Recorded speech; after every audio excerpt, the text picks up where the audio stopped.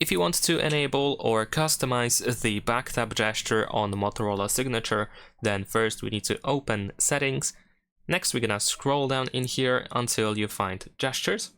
And once you go to Gestures, then look for Quick Launch. Over here, as you can see, we have the double back tap gesture, which can be enabled or disabled just by tapping on the switcher. And if you want to customize and decide what should happen when you double tap the back of the phone, then you can tap on this setting in the bottom left corner, and over here you can choose what should be launched. You can even attach a specific app to the back tap gesture.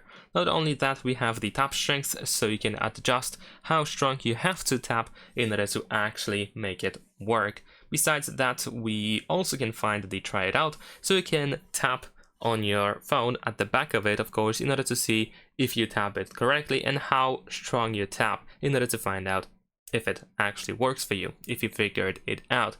In my case, I usually tap somewhere over here. This is just convenient for me, right next to the corner of these cameras, and I just tap twice slowly, just like that, and usually it works just fine. And that is pretty much it. Leave a like and subscribe.